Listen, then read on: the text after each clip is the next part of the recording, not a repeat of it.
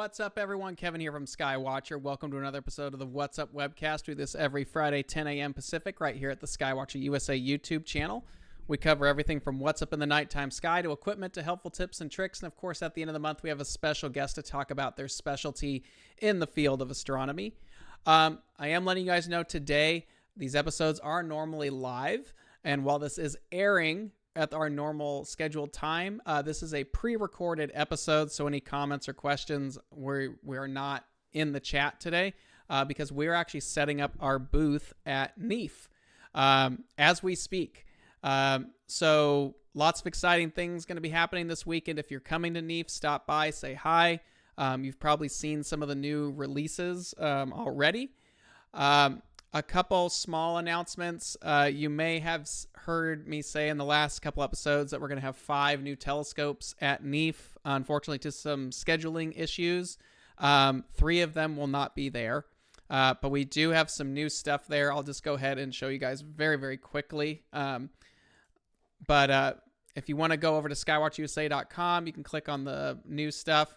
Of course, we have the Heliostar 76. Those will be on display.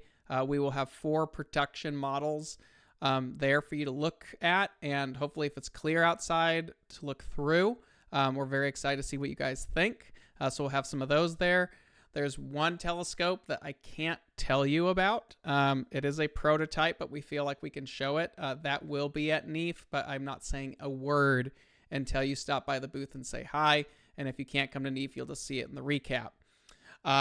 Next thing that's new for NEAF is our Honder's Advanced Catadioptric telescope. It's the DX model. It's the upgraded version. You may have been aware of HAC 125 last year. Quiv did a video on it. There's some reviews about it, but it never came here. This is the upgraded version. It's a 5-inch f2, very tiny little astrograph. We're pretty excited about this one. It's got some very nice upgrades. If you stop by the booth, we can talk about it. Otherwise, next week on the webcast, we're going to actually be talking about that and introducing it to everyone else. And then, of course, we also have our EQAL55i, our new little equatorial mount, which we've done a video on already. That will be there as well as all the accessories for the wave mounts and stuff like that. And then, of course, if you're going to NEAF, that's this weekend. It is the 5th and 6th, and after that, 7th and 8th is the Northeast Advanced Imaging Conference, or NEAC, will follow. So we will be there for all 4 days, so stop by and say hi. I will preface that our team is traveling, so if you're calling this next week or so, please be patient because our entire crew is out for NEAF. It's all hands on deck. If you need anything from us, please email us at support@skywatchusa.com, and we will get back to you as fast as possible, but there will be some delays because our team is traveling. So just FYI to everyone there. If you like what you see here on the What's Up Webcast, please go ahead and subscribe. Leave a like on a video. Let us know we're doing a good job. If you have an idea for an episode, email us at info@skywatchusa.com and title it What's Up so we know it's about the What's Up Webcast. Some other stuff, if you want to stay up with what's going on, new products, all kinds of stuff, you can head over to skywatchusa.com and hit subscribe and save up at the top and join our email list. So, fun stuff. All right, so let's go ahead and get started. Let's talk about the big bright thing in the room, the moon. The moon is the brightest thing in the nighttime sky. New moon is actually at the end of the month. April 28th is going to be your new moon date, which means your dark sky weekend is going to be the 26th and the 27th. So week after Easter or whatever. Head out there. You've got some good dark skies coming. Perfect for galaxy season, which is right around actually, it's basically here, galaxy season. Because we are officially in spring. So that's going to be your dark weekend of the month. Now, full moon is only a couple weeks away. April 13th is going to be our full moon, and it is the pink moon. That is when you have what's called pink moss begins to bloom with all these pink flowers. That's how it gets its name. If you want to know more about full moon names and the folklore that goes on behind them, especially if you do outreach, it's a fun little tidbit to add for people. head over to Farmer's Almanac. They've got all the folklore behind all the full moons, and it's just a cool thing to add to it if you want to put a spin on it for your outreach events. So that is full moon and new moon coming up. Of course, now we have planets. Now, as many of us know, we're starting to lose some of the planets. So Venus has now moved to the morning right now. Mercury is very close to the sun. Saturn's very close to the sun. So we're kind of out of the whole... Oops, that's east. Let's flip over here. We're a bit out of planetary season at this point. So... we do have some planets that are still left over. Let me see if I can... I think Mercury is not in the picture anymore. Let's just jump to 8 o'clock. So now that all of them are out of the way, Uranus is still visible right now, but it is very low. About 8 o'clock, you're only... Let's see, what's our height here?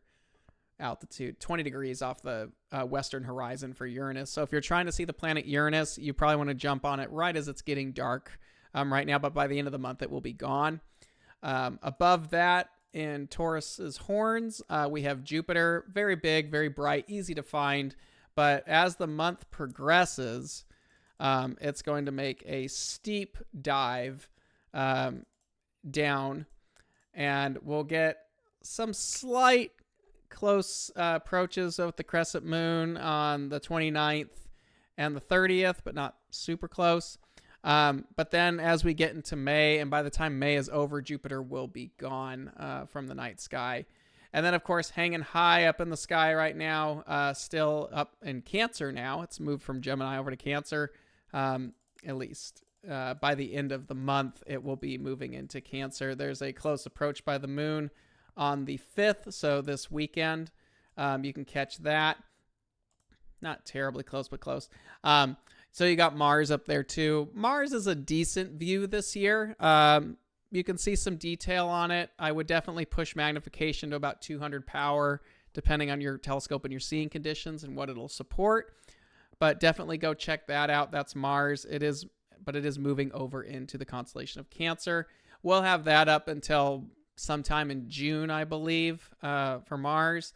But that's pretty much the collection when it comes to planets right now. We are starting to move out of the planetary season until the fall, when we get Saturn back up in the sky and the rest to follow there. So we're getting to the tail end of that 2024, 2025 planetary season. So yeah, that's pretty much it for the planets right there. The sun is incredibly dynamic right now, especially if you have hydrogen alpha solar filters. As I say all the time, when observing the sun, please be safe. Use the proper filters. If you are using a hydrogen alpha filter, please make sure it is a solar hydrogen alpha solar filter, not some nighttime filter. Don't use the nighttime filters. But yeah, the sun is a very dynamic object to look at. We are at solar max right now, so there's a lot of detail. It kind of has these ebbs and flows, however. There was a big X-class flare earlier this week. So get out and check it out if you've got that. If you want to see what's going up on the sun, you can always head over to, I just type in GONG, G-O-N-G-H alpha, and basically you can see what's going up on the sun. Now, this episode I did record on the 2nd of April, so that's why the dates are 2nd of April. And you can see right now there's not a lot of detail going on, some nice prominences, but this will probably change over the next few days as well. So you can always keep an eye on what's going on with the sun on this website.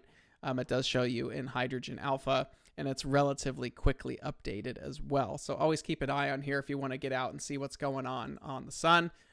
If you don't have a hydrogen alpha solar telescope, white light filters, they are readily available for almost any size optic, so you can go out and check that out as well. But definitely see what's going on with it, see what works for you, and what's good for your budget, but please always be safe. But yeah, if you are in the market for a hydrogen alpha solar telescope, we do have the Heliostar 76 now. And again, if you're going to be at NEAF, please stop by, check them out. We'll have 4 of them out and visible for you. Meteor showers. So meteor showers, you never know what you're really, I mean, we do know what we're going to get with them, but right now it's been kind of dull lately, but now we're getting the Lyrids meteor shower. This peaks on April 21st and 22nd. We are at a 40% illuminated moon. So meteor showers are generally best visible after midnight. So when the moon is up, it can degrade the meteor shower's appearance if there's too much light in the sky. So this one won't be completely washed out because it's not a full moon to deal with, but it's fairly bright. So you might be competing a little bit if you're in a darker sky watching the meteor shower happen. But yeah, we have the Lyrid meteor shower this month. And the peak on that is the 21st and 22nd. I believe it starts on the 17th is technically when the window starts for officially for the Lyrid meteor shower. Comets. So comets are dirty snowballs. They're fun little things, and they're very dynamic. You never know what you're going to get when it comes to a comet. So that is something that you always want to pay attention to. Now, for me, if I'm doing anything with comets, I do cometchasing.skyhound.com. This website is great for all things comets. It keeps you up to date with all the details of which ones are looking good, when to view them. So definitely go in here if you're interested in checking out comets or observing them. This is the most up-to-date database that I find for amateur astronomers to check out. And you'll find a lot of good information in here.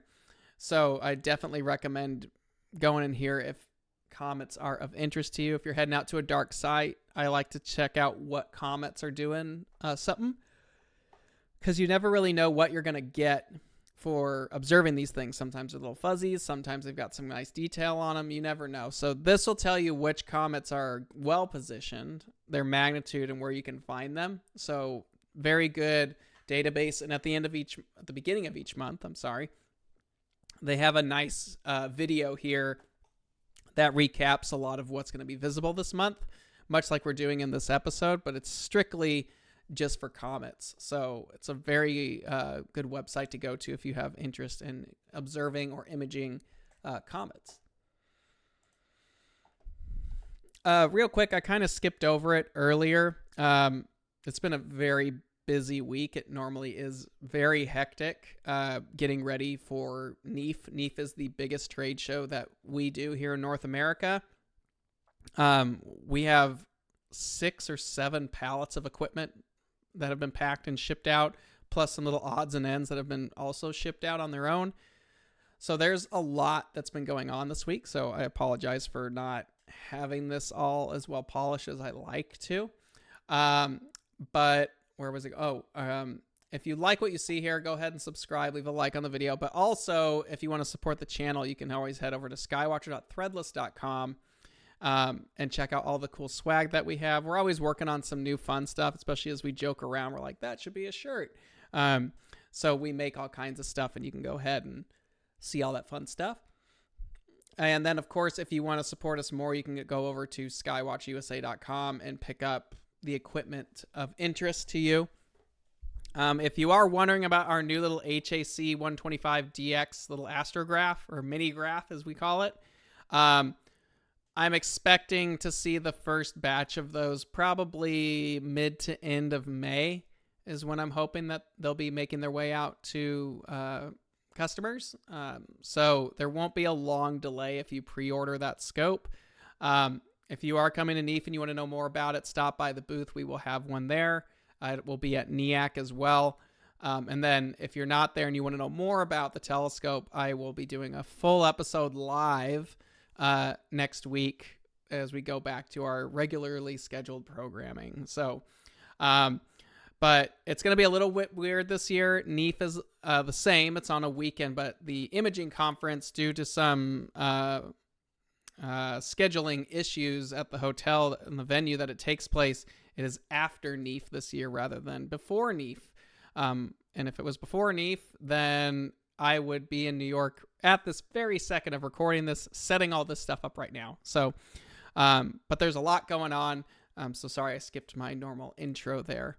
But yeah, if you like what you see here, subscribe, leave a like, buy some stuff. That always helps us out too. Most of all, just stop by and say hi. We always like talking to you guys at the shows. So we look forward to seeing you there.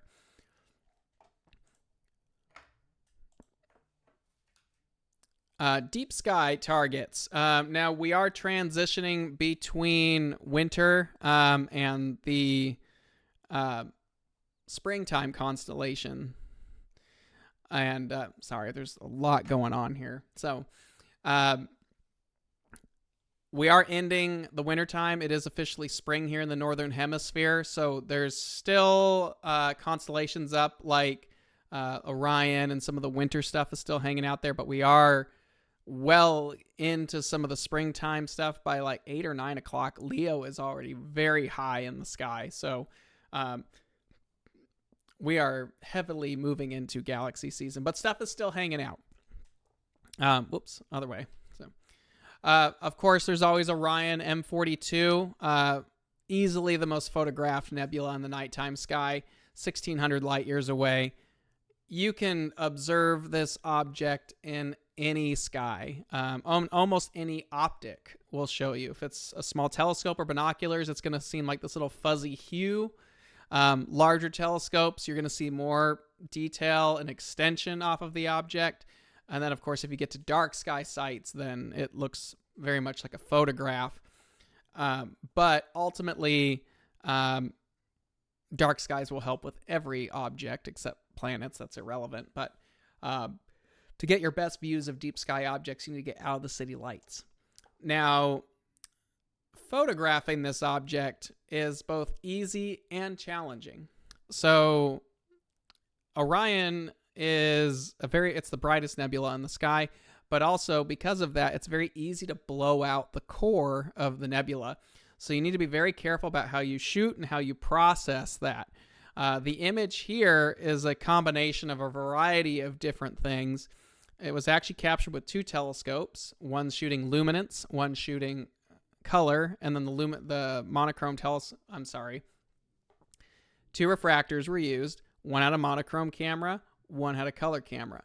The color camera just did that, shot color.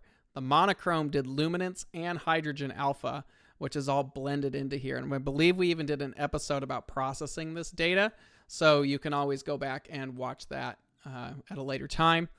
But I also had to go back and shoot the core of the nebula on low, short exposures because it blows out so much in these 5-minute shots where you're going really deep to get all the exterior stuff. So you have to blend all that together very carefully. So Orion is very, very easy if you just want to be like, I want a very colorful, detailed picture of a nebula. Boom, Orion. But if you want to get all the delicate dust and intricate details and not blow the core out, it can be rather complicated on processing. So it's easy and challenging in one object. The Horsehead Nebula. Horsehead is probably one of my favorite things in the winter sky. Also in Orion, 1,600 light years away. This is a very difficult object to see visually. It does require dark skies. Larger aperture tends to be beneficial. I would definitely recommend at least a 10-inch telescope. But the more aperture you can throw at it, the better. And the real trick of getting this to pop out a little bit more is an H-beta filter. Because it's very heavy in the hydrogen. You can see from the red and the pinks in here, there's a lot of hydrogen in the region. You need to make sure that you're using a filter that can help pop that contrast out, and the H-beta tends to be the best one. Now, the goal of the H-beta filter is not to pop the Horsehead out per se. It's to pop IC434 out. IC434 is this red region all around the Horsehead. That's the official catalog number for that object. The Horsehead itself is is the center part of that, which is actually Barnard 33. It's this dark pillar that's actually obstructing IC 434, which is in the background. So when you're using an H-beta filter to observe the Horsehead Nebula, you're not actually targeting the Horsehead. You're targeting the background nebula. And when you increase the contrast on IC 434 to bring that out, it makes the Horsehead pop out easier. So a little bit of a trick. Now, another thing, if you're trying to observe this, you do need to be in very dark skies. Darker the better, and the bigger the scope, the better. Another trick is to try and get Alnitak. This bright star right here, that is a naked eye star. I mean, it is easy to see naked eye in even some of the light polluted locations. So it's very bright. I actually find that getting that out of the field of view, which is relatively easy when you're using like a Dobsonian, when you get that out of the field of view, just kind of drag the scope over and pull it out. I find it's a little easier and a little less distracting to the eye. When you do get onto the field, however, if you're not quite sure where to go, the Flame Nebula down here is very easy to see. It's not super bright, but it's easily noticeable, especially in a dark sky site. If you pull that scope, if you see how the tree is kind of going this way, you want to go the opposite way of that, and that's where the Horsehead is. Now, I will let you know the Horsehead is a lot larger than a lot of people think it might be. That was one of my observations when I first tried hunting the Horsehead down, is it is a lot bigger than you think it is. IC 434, this whole red nebula right here, has a lot of extension that actually goes outside many of the eyepieces that we use. And most of the telescopes that you'd be observing this object with are probably easily 1,000 millimeter or longer focal length. I mean, even like a 10-inch Dob that's f 4.5, 4.7, you're about 1,000, 1,200 millimeter right there. So you're going to get some scale on this object pretty quickly. So something to be said. But it is a very challenging target visually. Photographically, on the other hand, it's extremely easy to do. Even in crappy skies, you can get a very good shot of the Horsehead Nebula with not much effort. The cameras are just so much more sensitive than our eye is. This is a one-shot color, no luminance. It's just 8 hours in a Bortle 2 sky on a one-shot color camera at like just under 1,300 millimeter focal length at full frame. So pretty good framing right there. If you actually do really wide field photography, like 400 to 600 millimeter with a big chip, there's a chance you'll get all the extension that goes out around here. There's all this amazing dust and detail. And if your field of view is even larger, you can actually encompass both the Orion Nebula and the Horsehead Nebula structures. And they're actually connected to each other with this nebulosity that extends between the two nebulas. So there's really cool stuff in this region. So you can kind of frame it in any way that you're going to frame it, and it's always going to look interesting. So I like this region a lot because there's just a lot of cool stuff that goes on there and a lot of these really intricate little details in there. Something to think about. Imaging wise, one-shot color works. Monochrome's fantastic. It's an emission nebula, so it's incredibly receptive to hydrogen alpha filters. A very nice black and white image of this with H alpha would look great. But you can do all kinds of things with it. All right, so those are the two major nebulas right now that are up in the sky. There's plenty of others, but we are starting to step out of the wintertime and more into the spring. And when spring comes, that means galaxies come. So one of those galaxies is M106. This is in Canis Vernactices, about 24 million light years away. Definitely a darker sky thing. So the spiral arms are going to take a little bit of aperture to bring in. I do find that a 12-inch is really where galaxies start to pop. You have just enough aperture to where things are starting to get interesting. But the more aperture you throw on galaxies, the more structure and the more detail that you start to see. So if you're going to a dark sky site, go find someone with a big Dob, and I'm sure they'd be happy to show you, because a lot of the big Dob people out there are there to share their scope. They are serious observers, but I have never really met someone with a large Dob who wasn't welcoming, because as a large Dob owner, they kind of become your pride and joy. So something to think about. But dark skies are a good option. Imaging wise, it's a fairly easy object. It's well contained within itself. There's not a lot of, it does have some very subtle details to it, but there's not a lot of faint extensions that move out from the galaxy, which makes it easier to control light pollution and gradients with. Gradients are where it'll be dark on one side of the frame and lightens as it goes across the frame in one direction or another. Usually that happens when you have some kind of funky light source. That's very common in light polluted skies. If the moon's up, you'll kind of notice, the brighter area of your frame is going to be where the moon corresponds to, as opposed to the darker side over here. That's also to be said with like bright lights around. I know I have neighbors that have very bright lights on occasionally. And if you orient the frame correctly to how it was in the scope, there's a good chance it will line up with where the major light pollution source is. Now, we can combat that with light pollution filters. Dark skies, there's never anything to substitute a dark sky site. But when you have an object like M106 or other ones that don't have this subtle light dust out there, and they're more contained within themselves, gradients are a lot easier to work with, because as you work with gradients and like gradient exterminator, it can wipe out some of those really faint details, especially when they start to extend outward quite a bit. So something to think about there as well. There's also a collection of other galaxies around here. You can see there's all kinds of stuff floating around in here. This is a very busy area for galaxies.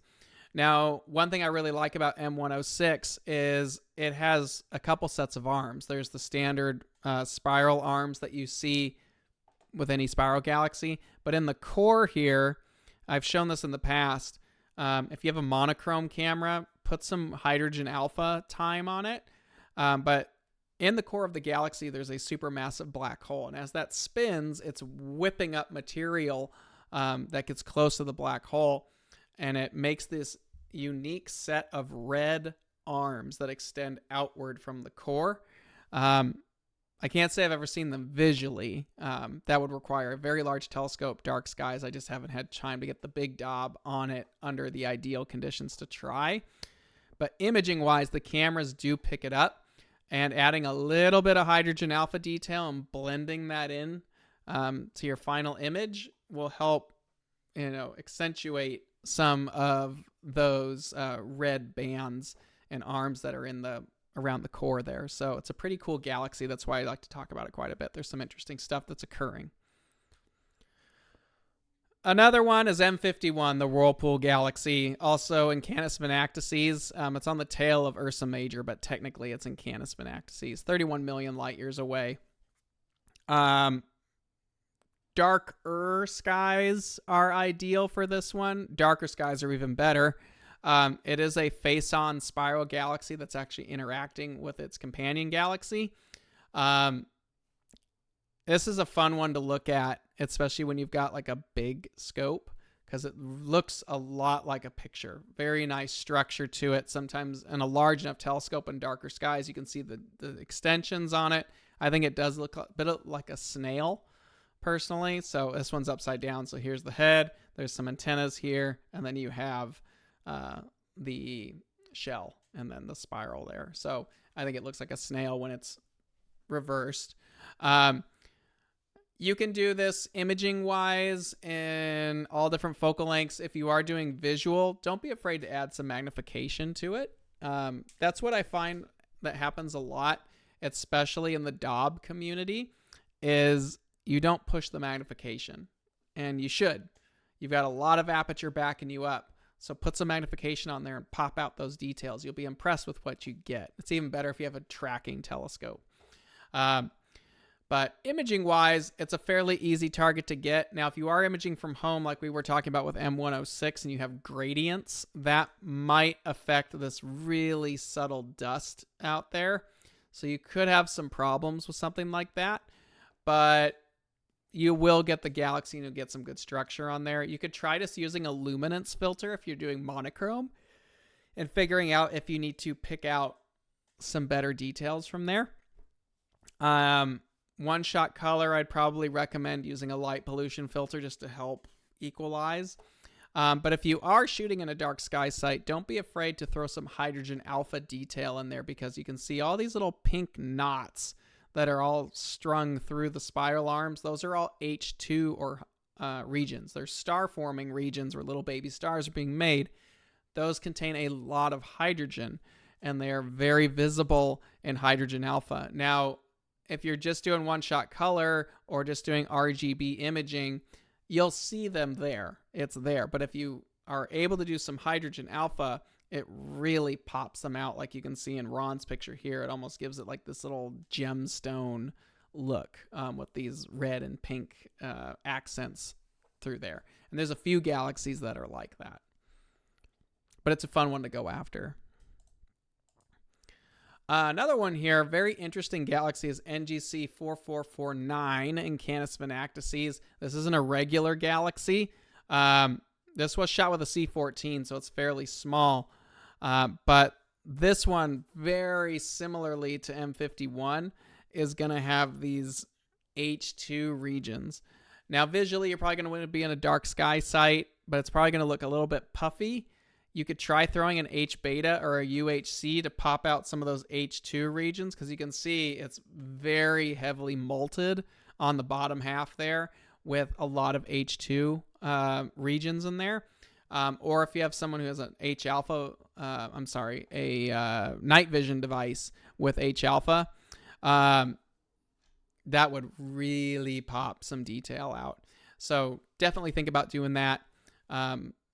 Some cool stuff in there. But dark skies, and then imaging wise, you're probably going to want to put some focal length, or you're going to want to crop in, or wait till you have some good skies and try to get that 1 arc second resolution. But this is a very interesting one, a little bit off the beaten path, a little different, but some really cool detail in there. Another one is M64. This is it's in Coma Berenices, 17 million light years away. Darker skies for this one. What I like about this galaxy as far as observing it is it looks like a picture. Like you can see with enough aperture, and it really doesn't take much. I would say 10 or 12 inch telescope would do it.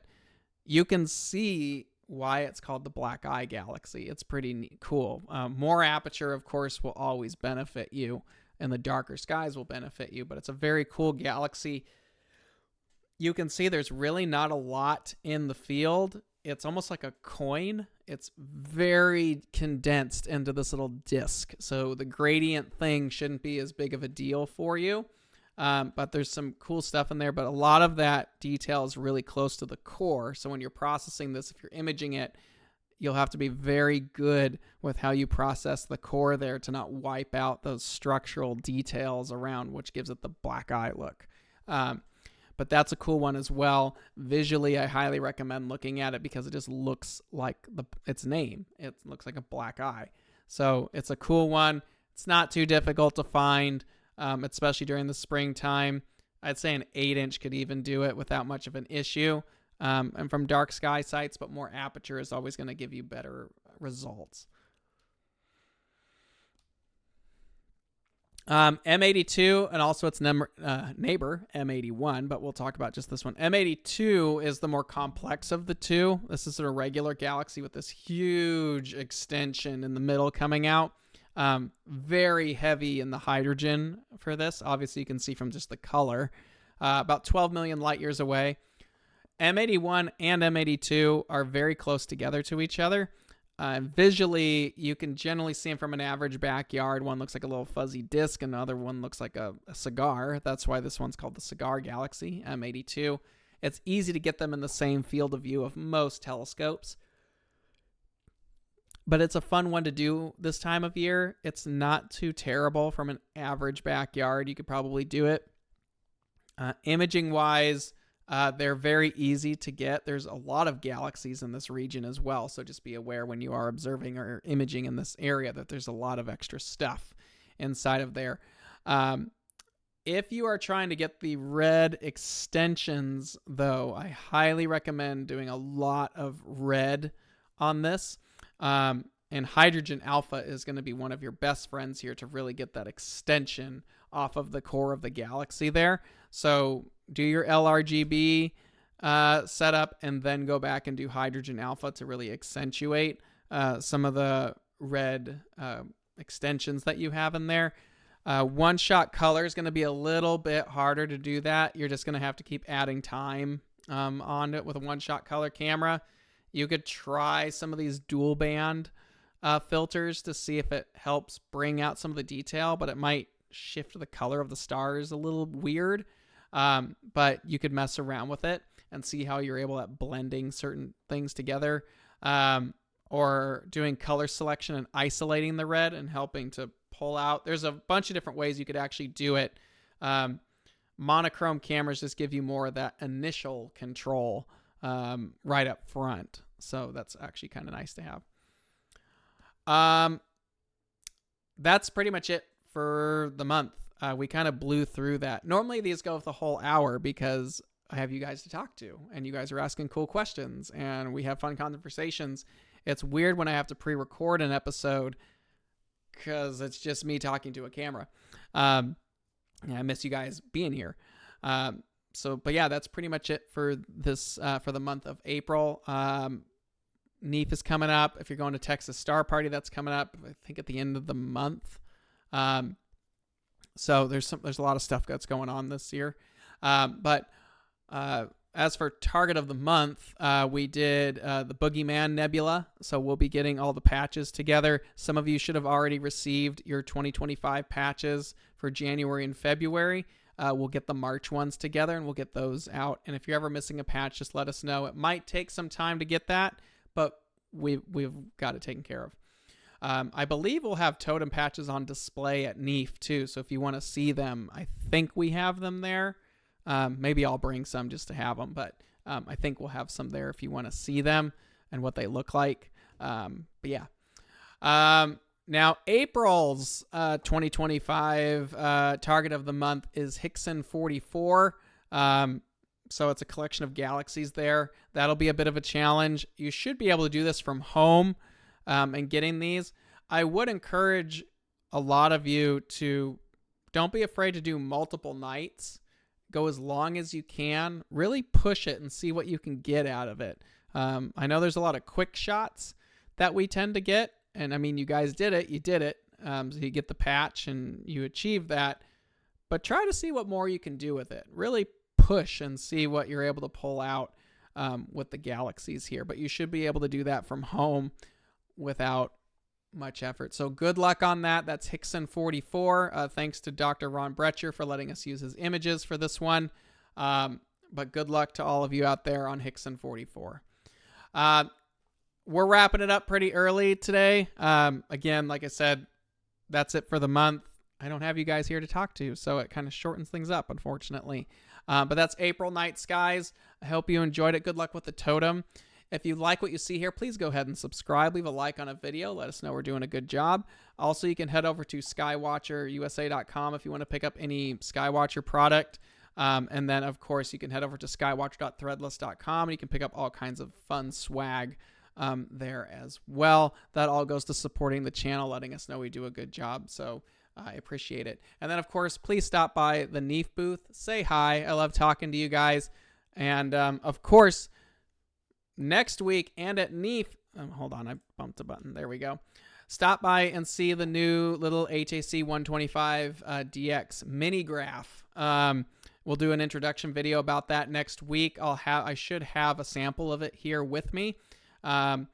the one sample is at NEAF.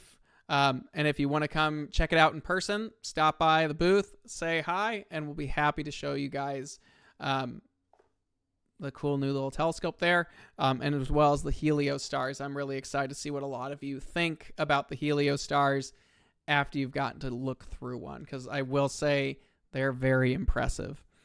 All right, guys, that's all I have for today. Thank you for watching. I'm sorry I'm cutting this a little short. It wrapped up pretty quick. That's it for the night skies of April. Please have a great weekend. Clear skies. If you're coming to NEAF, I'm looking forward to talking to you tomorrow and throughout the next several days. It's going to be cold, so at least by Arizona desert standards. Come by, say hi. Definitely appreciate it. And of course, we will see you guys next week back here live again, where we're talking about our brand new HAC 125DX. So clear skies, everyone. See you this weekend, and see you later. Bye.